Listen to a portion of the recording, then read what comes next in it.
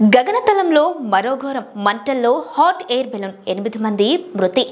బ్రెజిల్లోని Santa కెతరీనాలో గాల్లో ఎగురుతున్న hot air బెలూన్లో మంటలు చెలరేగి 8 మంది దుర్మరణం చెందారు. ఈ దుర్ఘటనలో 13 మంది తీవ్రంగా గాయపడ్డారు. బెలూన్ గాల్లోకి ఎగిరిన కొద్దిసేపటికే మంటలు వ్యాపించడంతో ఈ ప్రమాదం జరిగింది. ప్రతికూల వాతావరణ పరిస్థితుల కారణంగానే ఈ ప్రమాదం జరిగిందని పోలీసులు అనుమానిస్తున్నారు. ఈ ఘటనపై స్థానిక గవర్నర్ దిగ్భ్రాంతి వ్యక్తం చేశారు.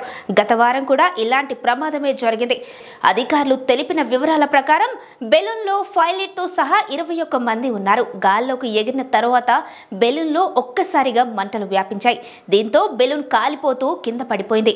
ఈ దుర్ఘటనలో 8 మంది ప్రాణాలు కోల్పోయారు. గాయపడిన 13 మందిని ఆసుపత్రికి తరలించి చికిత్స అందిస్తున్నారు.